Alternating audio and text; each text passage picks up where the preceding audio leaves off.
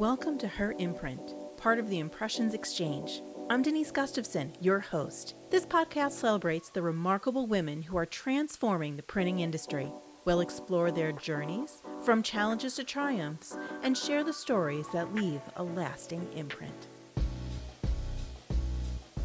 Today I have with me Ruth Starer. She's CEO of CopyCats. So Ruth, welcome. Hi, thanks for having me. It's such a pleasure to have you on. To get us started, would you tell us a little bit about CopyCats? Sure. In 1984, just over 40 years ago, my husband and I had this thought that we needed to come up with a way to support ourselves in a lifestyle where we could have children and have a life. I have my master's in social work. I was a social worker. He had just finished his philosophy degree at Columbia and was thinking of going to grad school. So we thought that businesses run by themselves in 2 years. I don't know where we got that. We joke that's young and dumb. So we said, what kind of business can we start? We went through all these ideas and we landed on printing because during college he supported himself by working for a copy shop. So we started the business and I supported us with social work, which is hard to believe. I actually supported us with that meager salary. And we got the business going after a few years. It was going well. I was not happy with the bureaucracy. And my husband said, quit. We can support you right now. Figure out what you want to do.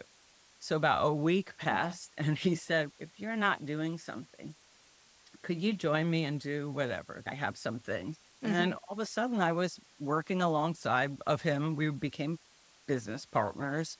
We already owned it, but all of a sudden I was working side by side with him. I'd always worked like on the weekends, but this was full time. We started off as a B2C company, a retail storefront, and we grew. We added more storefronts. Eventually, an opportunity came up, which was maybe not seen as an opportunity in New York City.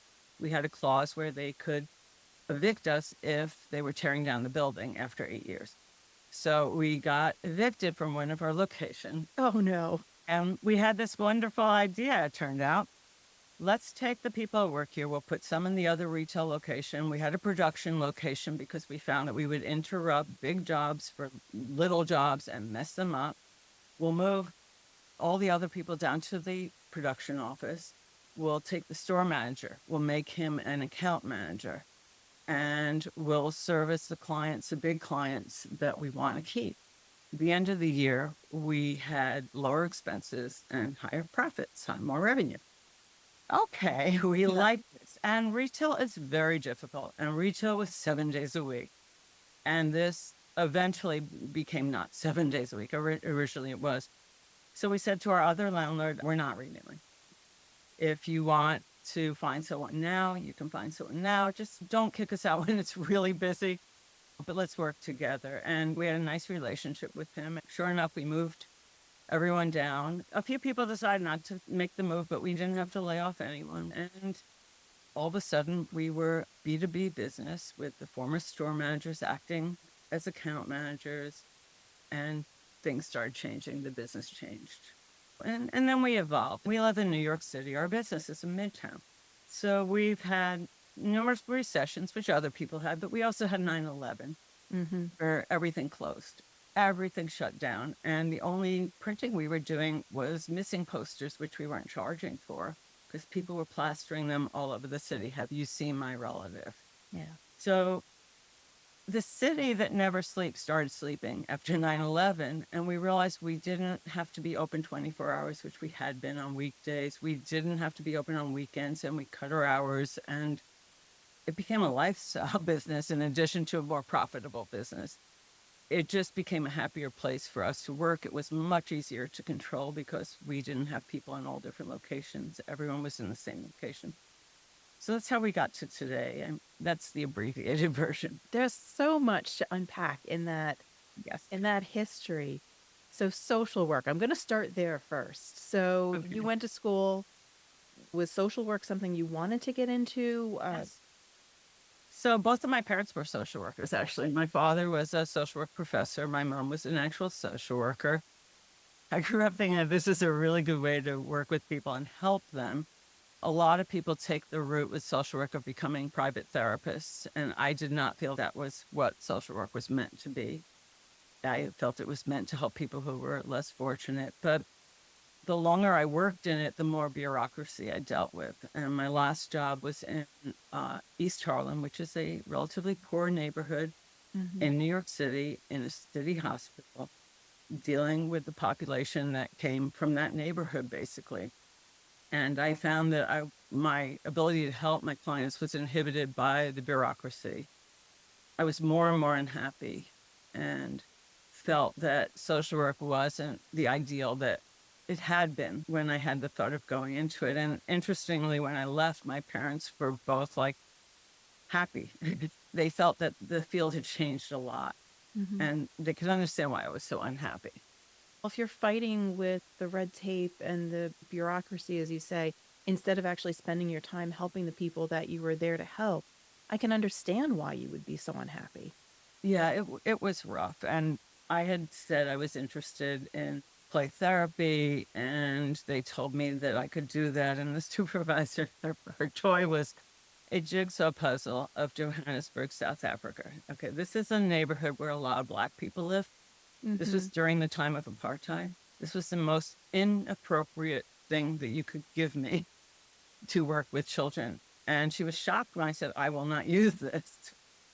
But they weren't really committed. They basically said the words to get me to come on. And I was also a bilingual social worker. I went to Mexico when I was in college so that I could become bilingual because I knew I wanted to work in New York City, and I knew Spanish is the perfect way to work in New York City. Very interesting. And so from that, you basically search for a job, and printing is what stood out to you and your husband. We searched for a business that would support us. And we talked about having a bookstore. We both love to read. Gourmet pet food was a really big thing back then. Like Iams and Yukonuba were just starting in. We talked about that for a little while. And then we came back to copy shop because my husband had been the business manager for a copy shop near Columbia University. And he had a real good sense of how that was run. And we are both good at math, which you really need to be to run a business. And we really were able to work together. It took a little while to get to that point, but we learned how to be business partners and how to work as a team. And it took off from there. It's just so interesting, too, that how you getting evicted also was a turning point for your business. It was a huge turning point. It totally changed our business, and in such a positive way. That, and then also 9/11. Another thing that's a horrible thing. You get evicted. We have a terrorist attack in New York City. And it was a turning point for many people just for their lives if they were involved with the situation.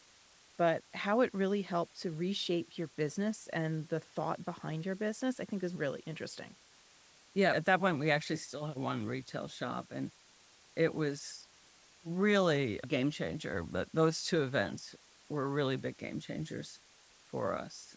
Yeah, because I can't imagine having a business that was open 24/7 and having to have those shifts and having to make sure it's staffed. The people that are working that night shift, what kind of life do they then have? You're talking about work-life balance and all of those other things as well. Interestingly, we have had people who that's the shift they prefer. Okay. I don't get it. I don't either. That's okay.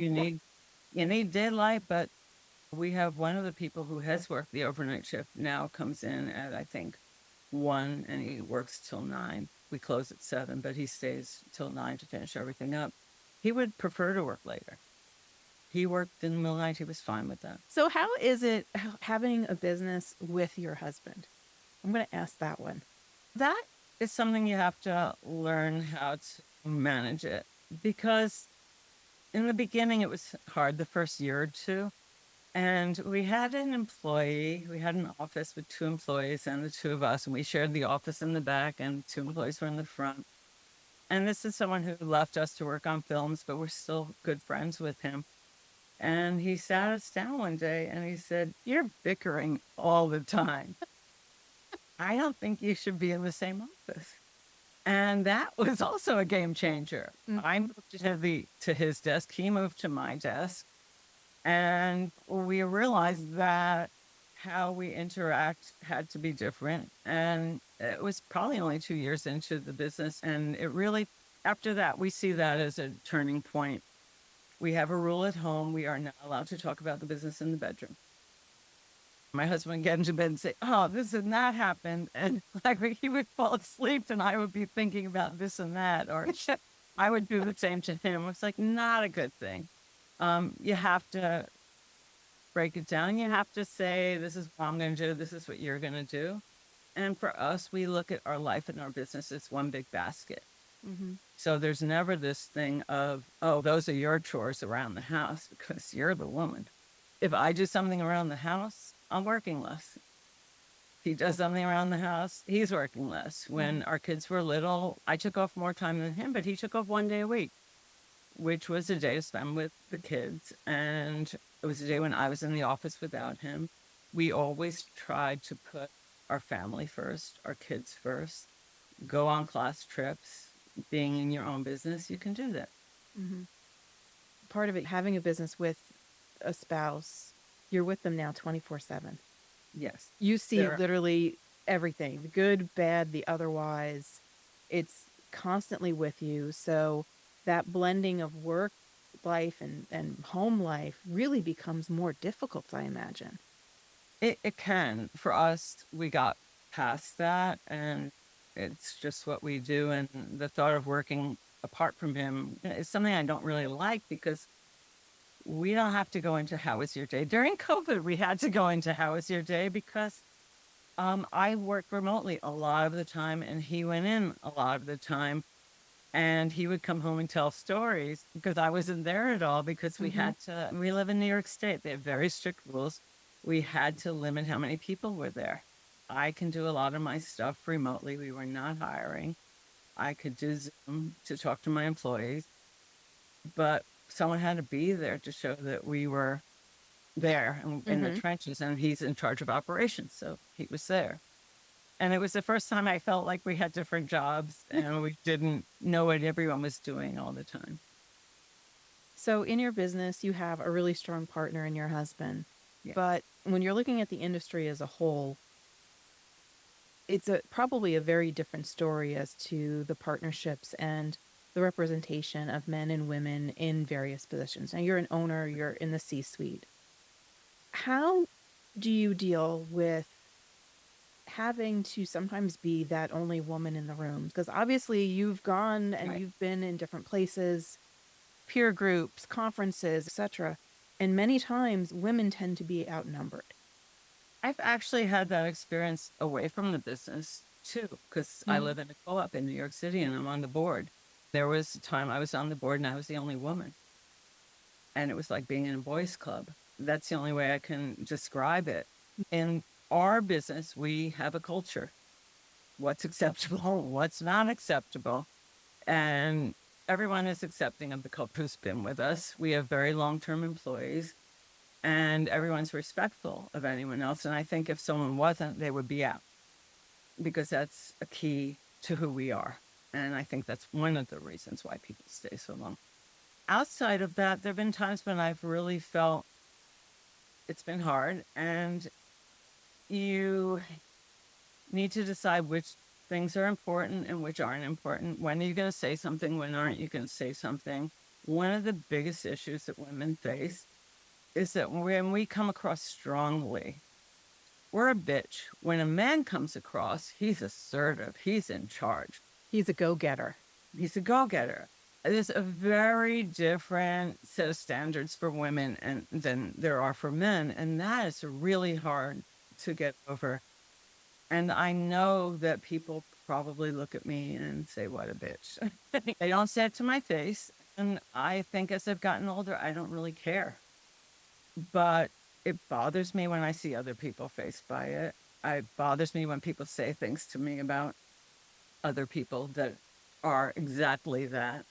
And I think that is one of the biggest things that women face in terms of growing. Because when you're assertive, you can grow.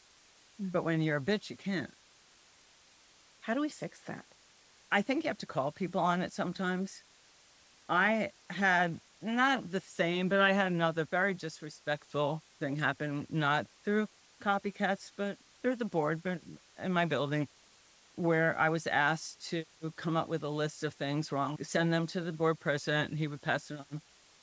And the managing agent passed it on to the company with a note, which he then forgot that he wrote, that said, clearly this person has too much time on their hands. He would not have said that if I was a man. No, definitely not. I wrote him a letter. I actually thought, who do I know who's the most badass woman that I can talk to about this? And I have a friend in my building. She coaches TED Talks, and this is what she does. I told her what happened, and I talked to my husband too, and he said, don't say that it's sexist, because if you do, the wall will come down. He's not going to hear you. And my friend said the same thing.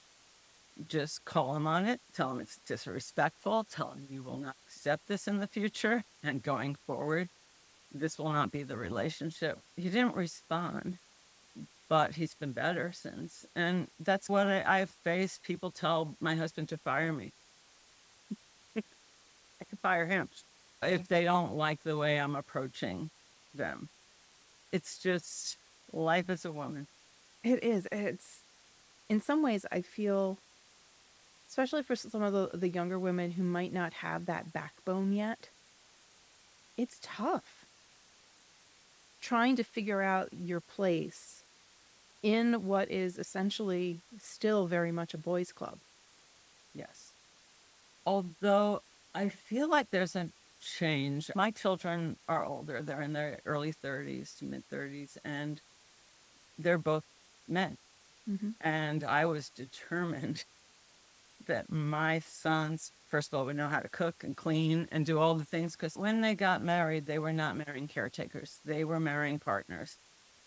And I watched their generation, and there's many fewer obstacles, it seems. They're much more accepting of sexual orientation than our generation. They're much more accepting of equality, at least my kids' circles. One is married to a strong woman, another one is about to marry a strong woman. I know when one of my son's best friends came out, his reaction, it's about time. There's not that kind of the separation between genders and sexual orientation, all these things that was much more part of life seems to be breaking down. Well, I'm a little concerned.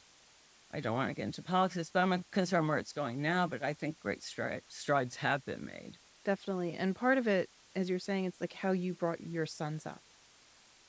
It, in some ways, a lot of the bias that women face, whether it's an unintentional bias, it comes from how people were brought up. It's learned. Yes. You look at kids and they're younger, they don't care. They play, they interact, they do whatever they do, but the behaviors come as they get older in many cases. Yeah, and I think that's part of my upbringing. There were two girls. Maybe if I had a brother, it would have been different. Mm-hmm. My father taught me how to throw a ball.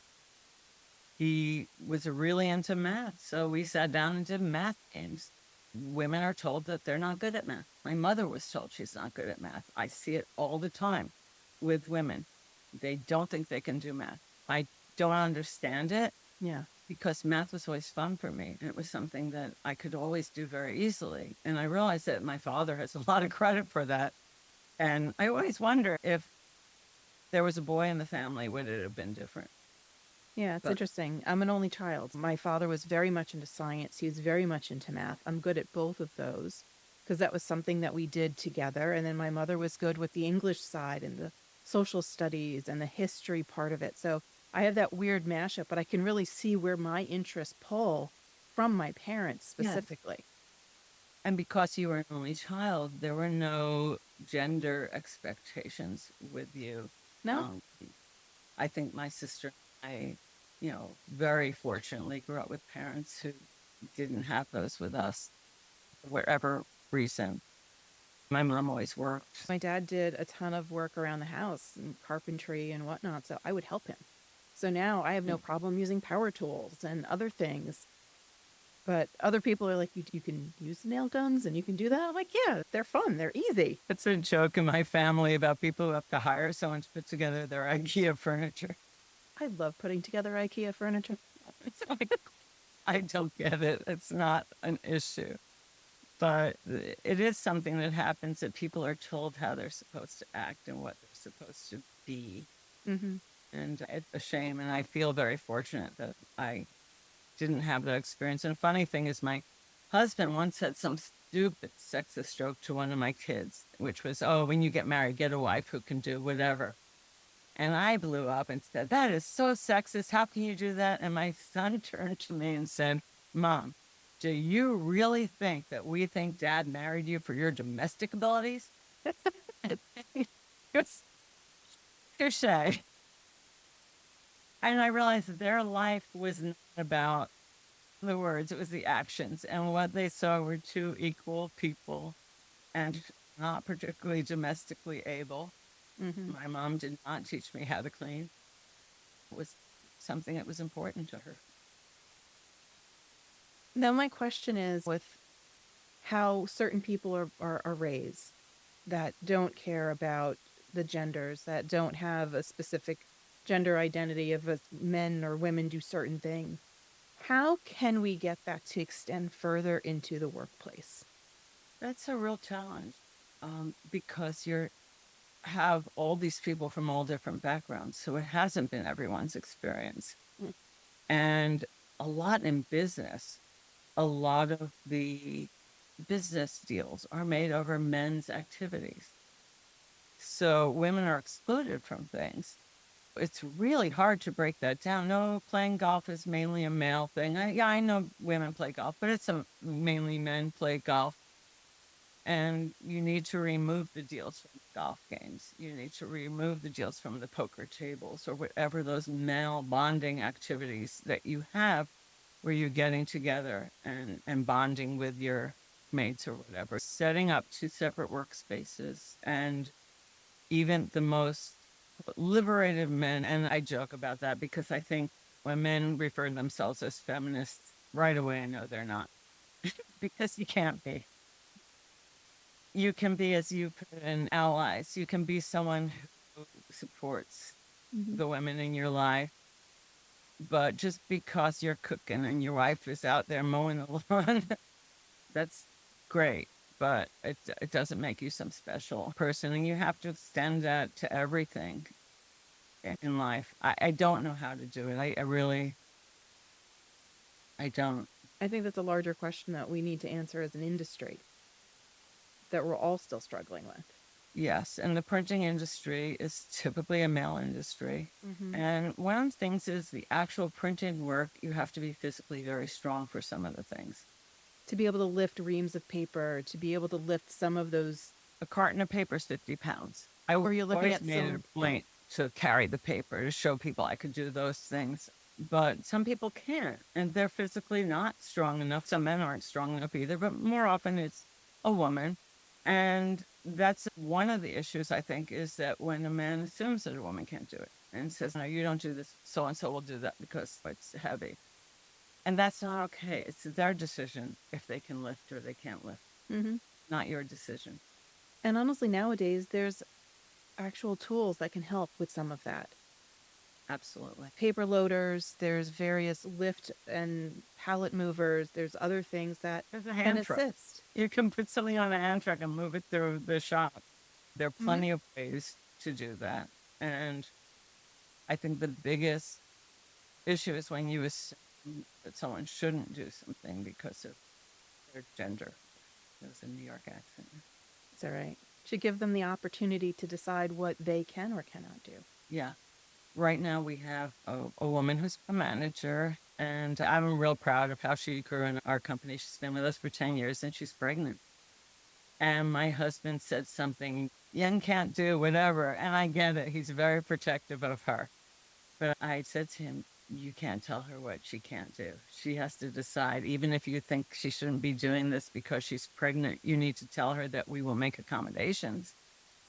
But don't tell her what she can and cannot do. She's the best judge of what she can do. And her doctor.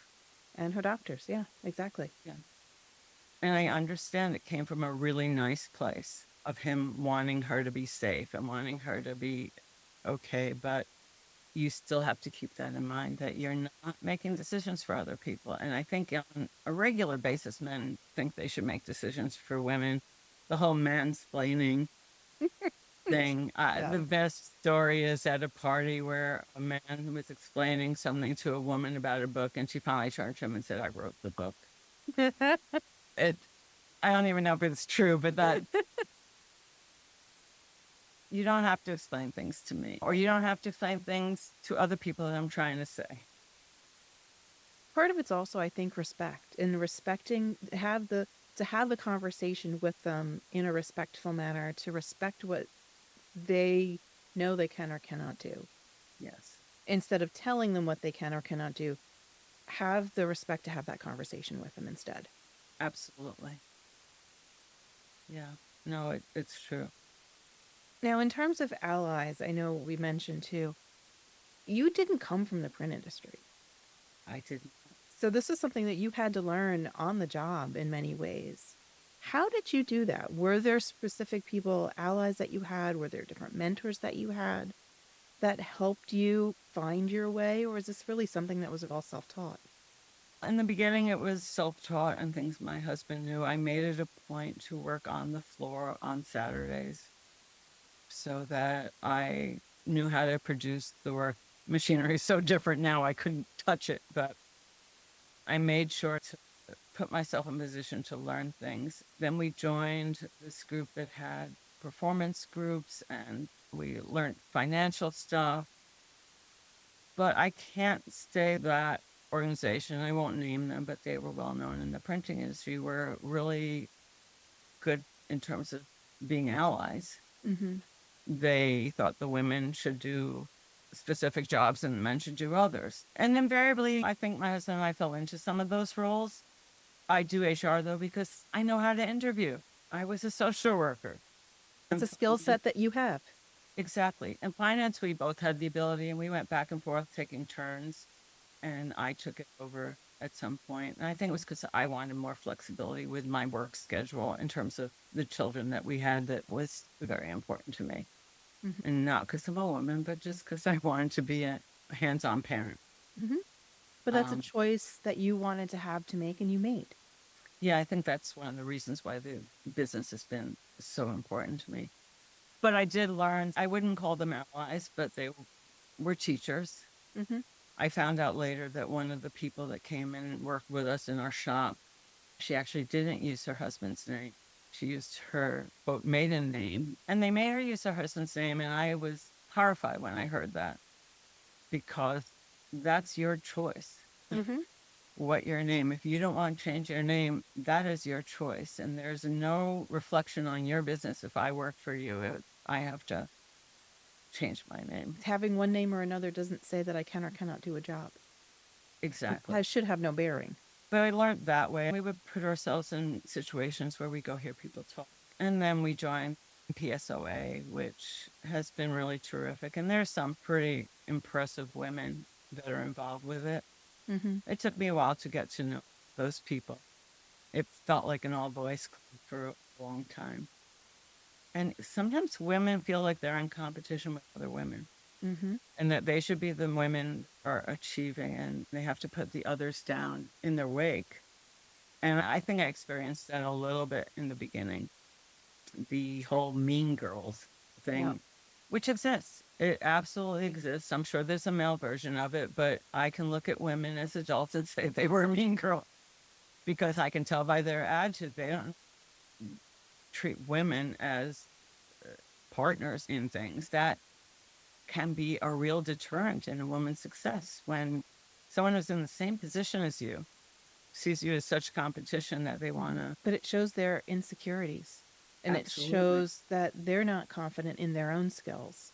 And it shows what they had to do Yeah. to achieve. Like there were more things that they had to overcome to be successful. Mm-hmm. Because a woman being successful in business is a bigger deal than a man being successful because they have more hurdles along the way. Yeah. So they feel I've already climbed all of these mountains, and Yeah, this other woman is going to pull me off of that path. So I have to make sure she doesn't interfere. maybe I don't know I don't what, know. I've Yeah. seen it. It really is more disturbing than the men that create issues for you because you expect all the women to understand where you're coming from and to be supportive. I think that my female friends are such support network for me and so important for me when I feel certain things in the business world.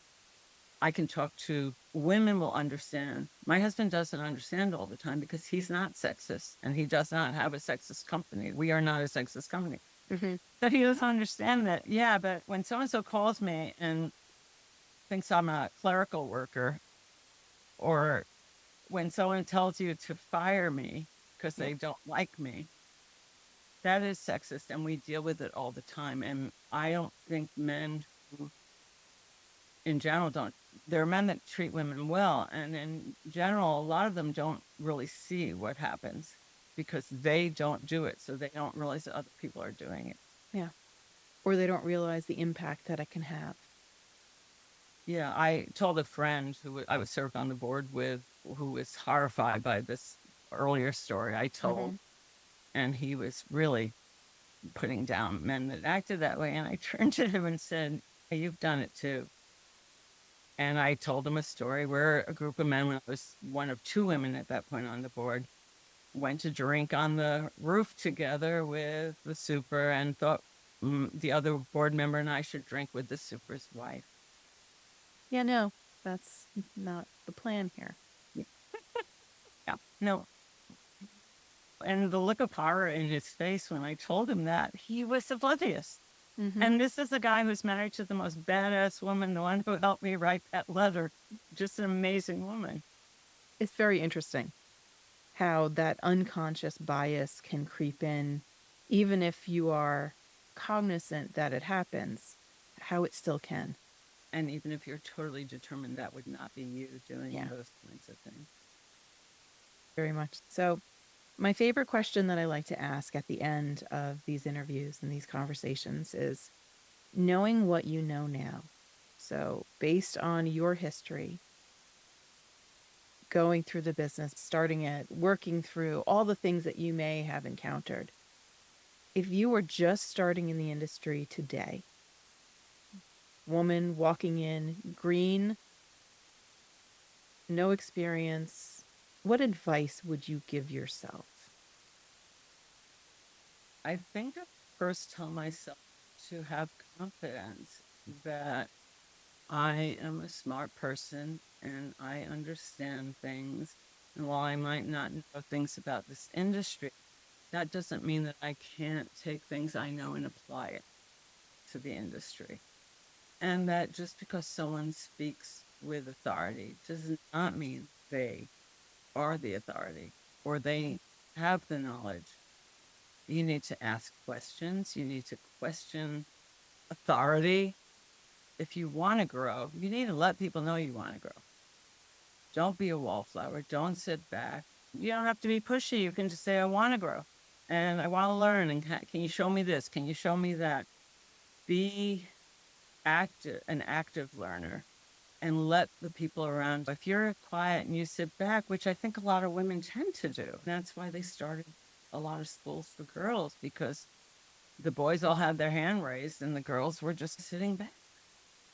You have to learn how to assert yourself and not worry that they're going to call you a bitch or a Karen or whatever, those sexist things that they come up with to put women down and shut them up.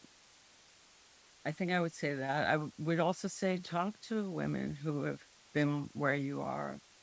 I would be most interested if anyone approached me and wanted to talk to me about my path. I just think that you have to take control of your life and don't sit back and don't assume that people know what you're thinking or what you want to do. Verbalize it to them. Mm-hmm. I have to say, this is an amazing story and path that you have had and continuing to have. Not over yet.